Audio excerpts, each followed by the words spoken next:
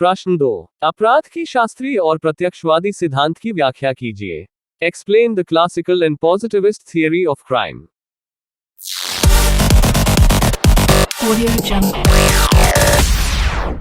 उत्तर, Taft का अपराध सिद्धांत। Taft's theory of crime. Taft अपराध के लिए संस्कृति को उत्तरदायी मानते हैं। उनके अनुसार कोई संस्कृति जो भौतिकवादी और प्रतिस्पर्धा वाली होंगी तथा जिसमें प्रतिष्ठा और प्रस्थिति, प्रेस्टीज एंड स्टेटस की होड़ लगी होगी, वहां अपराध अधिक होंगे। ऐसी संस्कृति में तुम्हारे पास क्या है, व्हाट यू हैव का महत्व नहीं होता, वरन तुम क्या प्रदर्शन करते हो, व्हाट यू शो, और किस उत्कृष्ट वस्तु का उपभोग करते हो, कंस्पिक्यूअस कंजम्पशन का अधिक महत्व होता है। ऐसी संस्कृति प्रतिस्पर्धा पैदा करती है और जो प्रतिस्पर्धा में पिछड़ जाते हैं उनमें निराशा पैदा होती है, जिसके परिणामस्वरूप उनमें प्रतिस्पर्धा, दिखावा, उत्कृष्ट वस्तु का उपभोग, भौतिकवाद, उच्च पद का महत्व एवं कानून की अवहेलना आदि लक्षण देखने को मिलते हैं। थर्स्टन सैलिन, मैबिल इलियट, क्लिड एवं मिल्टन, वेरन आदि ने भी संस्कृति को ही अपराध के लिए उत्तरदायी माना है। अच्छा बात नहीं है। अपराध की शास्त्रीय व्याख्या। Classical explanation of crime. अपराध संबंधी शास्त्रीय व्याख्या का विकास 18वीं शताब्दी के द्वितीयार्ध में हुआ। अपराध के कारणों संबंधी विभिन्न व्याख्याओं का विकास उस समय प्रचलित मनमानी न्याय व्यवस्था तथा दंड के कठोर नियमों के प्रति प्रतिक्रिया के रूप में हुआ। कुछ विचारकों तथा राजनीतिक सुधारकों ने मांग की कि ऐसी वैधानिक व्यवस्था कायम की जाए ताकि अपराधियों के अधिकारों, हितों एवं स्वतंत्रता की रक्षा हो सके। ये विद्वान राज्य की उत्पत्ति के रूसो द्वारा प्रतिपादित समझौता सिद्धांत, कॉन्ट्रैक्ट थियरी में विश्वास करते थे। रूसो के सामाजिक समझौता सिद्धांत के अनुसार मनुष्य अपनी प्रकृति से स्वतंत्र थे, परंतु उन्होंने सामाजिक समझौता सिद्धांत के अनुसार अपनी कुछ स्वतंत्रता को समर्पित कर दिया ताकि सब एकता के सूत्र में बंधकर उसका लाभ उठा सकें। रूसो के सिद्धांत का ऐतिहासिक दृष्टि से कोई विशेष महत्व नहीं है, लेकिन इसने स्वतंत्रता के पक्ष को बल प्रदान किया तथा अन्याय के विरुद्ध आवाज उठाने में योग दिया। इस तरह व्यक्तियों को स्वतंत्र, अपने हितों की देखभाल करने योग्य, तर्कशील तथा अपने कार्यों के परिणामों के संबंध में विवेकपूर्ण दृष्टि से विचार करने योग्य माना गया है। ये लोग राज्य को प्रभुसत्ता संपन्न नहीं मानकर एक ऐसी व्यवस्था मानते हैं जिसे व्यक्तियों ने आपसी हितों की रक्षा हेतु स्थापित करने के लिए समझौता किया है। उनके अनुसार राज्य को अपनी शक्ति का प्रयोग व्यक्तियों के अधिकारों तथा स्वतंत्रता की रक्षा एवं उनकी सुरक्षा हेतु ही करना चाहिए। शास्त्रीय सिद्धांतकार परिस्थितियों तथा प्रभावों को अपराध की व्याख्या में विशेष महत्व नहीं देते। वे तो अपराधी कृत्य पर अपना ध्यान केंद्रित करते हैं। शास्त्रीय व्याख्याकार यह मानते हैं कि व्यक्तियों को अपनी इच्छानुसार जो कुछ वे करना चाहे करने के लिए स्वतंत्रता होनी चाहिए।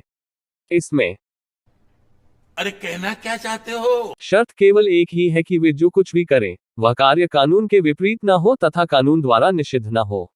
शास्त्रीय व्याख्याकार अपराध का कारण उस तार्किक आंकलन को मानते हैं जिसमें लाभ मूल्य से अधिक ज्यादा होता है। तात्पर्य यह है कि दंड इतना कठोर होना चाहिए कि व्यक्ति वैसा अपराध करने से भयभीत हो जाए। अपराध संबंधी शास्त्रीय व्याख्या इटली के विचारक बेकरिया के द्वारा प्रस्तुत की गई। अपराध के प्रति बेकरिया की धारणा के मूल तत्व निम्नांकित थे। अधिकांश लोगों को अधिकांश सुख। अपराध करते समय व्यक्ति डैक की तुलना में सुख का अनुभव अधिक करता है। अपराध का अर्थ है समाज को हानि पहुंचाना और क्षति की मात्रा ही अपराध की मात्रा निर्धारित करती है। अपराधी को दंड देते समय संयम का सिद्धांत लागू होना चाहिए। इसके अनुसार दंड पूर्व निर्धारित, पूर्व सहमत तथा पूर्व नियत होना चाहिए। दंड को कठोर तथा प्रतिरोधात्मक नहीं होना चाहिए। शारीरिक दंड के बजाय कारावास का दंड अधिक दिया जाना चाहिए। सभी व्यक्तियों पर कानून समान रूप से लागू किया जाना चाहिए। विधान मंडलों को कानून बनाते समय यह ध्यान रखना चाहिए कि कानून बिल्कुल स्पष्ट हो तथा साथ ही कानून तोड़ने वालों के लिए दंड का प्रावधान हो। बात तो सही है। अपराध की प्रत्यक्षवादी व्याख्या, पॉजिटिविस्टिक एक्सप्लेनेशन ऑफ क्राइम। प्रत्यक्षवादी व्याख्याकारों ने शास्त्रीय व्याख्याकारों द्वारा प्रस्तुत स्वतंत्र इच्छा की अवधारणा को अस्वीकार करते हुए नियतिवाद, डिटरमिनिज्म पर जोर दिया। लम्ब्रोसो, गैरी फेलो, फेरी ऐसे प्रमुख प्रत्यक्षवादी थे जिन्होंने व्यक्ति की शारीरिक अयोग्यता अथवा अपराधी व्यवहार के जैविकीय या आनुवंशिक पक्ष पर विशेष जोर दिया। अपराध की व्याख्या में प्रत्यक्षवादी सिद्धांतों का सबसे अधिक महत्व है। ये वे सिद्धांत हैं जिनसे संबंधित निष्कर्ष विभिन्न अपराध शास्त्रियों के आधार पर दिए गए हैं। अब लम्ब्रोसो के विचार, व्यूज ऑफ लम्ब्रोसो। लम्ब्रोसो के अनुसार शारीरिक संरचना के आधार पर लम्ब्रोसो को अपराध की व्याख्या का ज्ञाता माना गया है। लम्ब्रोसो इटली की सेना में एक डॉक्टर थे।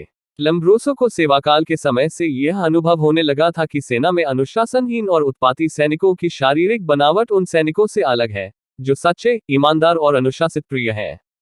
परंतु जो सैनिक उत्पाती थी, उनके अपने शरीर पर गुदे हुए चित्र थे जो बहुत भद्दे और अश्लील थे, जबकि साधारण सैनिकों को तस्वीरें सामान्य और सरल थीं और ये तस्वीरें उनके स्वभाव को दर्शाती थीं। इससे लम्ब्रोसो को यह विश्वास हो गया कि व्यक्ति की शारीरिक रचनाएं और मानसिक प्रवृत्तियों में अवश्य संबंध है। इस धारणा से क्या साबित करना चाहता है तू? क्या साबित करना चाहता है तू? लम्ब्रोसो ने इटली की अनेक जेलों में अपराधियों का अध्ययन किया। उन्होंने देखा कि हत्या, अपहरण और दूसरे गंभीर अपराध करने वाले अपराधियों की शारीरिक रचना गैर अपराधियों से अलग है तथा विभिन्न प्रकार के अपराधी अपनी शारीरिक रचना में एक दूसरे से भिन्न है। फिर उन्होंने इटली के एक नामी खतरनाक अपराधी से संपर्क किया। तब उन्हें यह एहसास और विश्वास हुआ कि अपराधी जन्मजात होते हैं तथा उनके दिमाग की बनावट काफी आदिम और बर्बर मनुष्य की तरह होती है। इस अपराधी की मृत्यु के बाद लम्ब्रोसो ने उसके शव का परीक्षण किया। जब उन्होंने पाया कि उसके मस्तिष्क की बनावट में काफी विलक्षणताएं मौजूद थीं, इसके बाद उन्होंने मृत अपराधियों की 383 खोपड़ियों का परीक्षण किया। इन परीक्षणों से उन्हें ज्ञात हुआ कि अपराधी के कपाल तथा अन्य शारीरिक विशेषताओं के लक्षण सामान्य व्यक्तियों से काफी अलग थे। इन अध्ययनों के आधार पर लम्ब्रोसो ने 4 प्रमुख निष्कर्ष निकाले। 1. अपराधी जन्मजात होते हैं जिनकी शारीरिक विशेषताएं सामान्य व्यक्तियों से अलग होती है। 2. अपराधियों की शारीरिक रचनाएं भिन्न होती हैं, जैसे असंतुलित कपाल, चौड़े जबड़े, अंदर को। अबे जल्दी बोल, कल सुबह पनवेल निकलना है। दबा माथा, लंबे कान, शरीर पर अधिक बल, हाथों की लंबाई अधिक एवं घनी और मिली हुई भौहें आदि। 3. ये शारीरिक विशेषताएं स्वयं अपराध का कारण नहीं होती, बल्कि अपराधी लोगों में साधारणतया इनमें से कुछ विशेषताएं कम या ज्यादा होती है। 4. जन्मजात शारीरिक लक्षणों के कारण ऐसे लोग जल्दी ही अपराध की ओर बढ़ जाते हैं। ब. गोडार्ड के विचार, व्यूज ऑफ गोडार्ड। गोडार्ड ने भी अपराधियों को जन्मजात ही माना है, लेकिन उनके अनुसार अपराधियों को गैर अपराधियों से कुछ विशेष शारीरिक लक्षणों के आधार पर नहीं बल्कि मस्तिष्क की दुर्बलता के आधार पर अलग माना है। उनके अनुसार एक अपराधी मानसिक रूप से दुर्बल व्यक्ति होता है और इसलिए वो परिणाम पर विचार किए बिना कानूनों को तोड़ने लगता है। मानसिक दुर्बलता भी एक पीढ़ी से दूसरी पीढ़ी को हस्तांतरित होने वाला लक्षण है। इस प्रकार अपराधियों की संतानें भी अपराधी ही बनती हैं। इसी धारणा के आधार पर गोडार्ड ने यह सुझाव दिया है कि अपराधियों में संतानोत्पत्ति की क्षमता को समाप्त करके ही समाज को अपराधों से छुटकारा दिलाया जा सकता है। ये बड़ी अच्छी बात कही आप। स गैरोफेलो तथा फेरी के विचार, व्यूज ऑफ गैरोफेलो एंड डी फेरी। लम्ब्रोसो के शिष्य के रूप में गैरोफेलो तथा फेरी के विचारों को भी इटालियन संप्रदाय में बहुत महत्वपूर्ण माना जाता है। गैरोफेलो ने लम्ब्रोसो के इस विचार का समर्थन किया है कि आनुवंशिकता, हेरेडिटी भी अपराध के लिए उत्तरदायी है, लेकिन उन्होंने अपराधियों की विवेचना उनके शारीरिक लक्षणों के आधार पर करने की अपेक्षा उनके एक विशेष मनोवैज्ञानिक प्रकार, साइकोलॉजिकल टाइप के आधार पर की है। इन्होंने स्पष्ट किया है कि अपराधियों का मानसिक स्तर भिन्न प्रकार का होता है। उनमें दया और ईमानदारी की भावना का बहुत अभाव होता है। दया के अभाव के कारण व्यक्ति हिंसक अपराध करता है, जबकि ईमानदारी की कमी के कारण उसे संपत्ति के विरुद्ध अपराध करने की प्रेरणा मिलती है। इसी कारण गैरोफेलो ने यह कहा है कि अपराधियों का समाज से निष्कासन करके ही सामाजिक जीवन को स्वस्थ बनाया जा सकता है। फेटी ने भी अपराध की अपेक्षा अपराधी के लक्षण पर अधिक ध्यान दिया है। उन्होंने यह तर्क दिया है कि अपराधी का व्यवहार अनेक भौगोलिक, नृजातीय, मनोवैज्ञानिक और सामाजिक प्रभावों का संयुक्त परिणाम है। उनके अनुसार जिस तरह एक निश्चित तापक्रम में कोई रासायनिक पदार्थ पानी के साथ एक विशेष शीघ्रता के साथ घुलता है, उसी तरह कुछ विशेष व्यक्तिगत और भौतिक दशाओं के अंतर्गत कुछ विशेष प्रकार के व्यक्ति एक विशेष प्रकृति के अपराध करने लगते हैं। इसका तात्पर्य है कि अपराधियों में अनेक लक्षण जन्मजात होते हैं, लेकिन यह लक्षण अपराध के रूप में तभी प्रभावपूर्ण बनते हैं जब उन्हें कुछ विशेष तरह का पर्यावरण प्राप्त हो जाता है। स्पष्ट है कि फेरी ने लम्ब्रोसो तथा गैरोफेलो की तुलना में कुछ भिन्न विचार प्रस्तुत किए, लेकिन उन्होंने भी यह स्वीकार किया कि अपराधियों और अपराध की विवेचना में जन्मजात विशेषताओं की पूरी तरह अवहेलना नहीं की जा सकती। नहीं। समालोचना अपराध की व्याख्या में लम्ब्रोसो और उनके शिष्यों ने इसे एक लंबे समय तक काफी महत्वपूर्ण माना है, लेकिन बाद में अनेक दूसरे अध्ययनकर्ताओं ने जब लम्ब्रोसो के विचारों की प्रामाणिकता को जानने के लिए अपराधियों के शारीरिक प्रकारों का अध्ययन किया तो ये स्पष्ट होने लगा कि न तो आनुवंशिकता अपराध का प्रमुख कारण है और न ही लम्ब्रोसो द्वारा अपनाई गई पद्धति वैज्ञानिक है। इस संबंध में सबसे प्रमुख अध्ययन डॉक्टर गोरिंग द्वारा किया गया।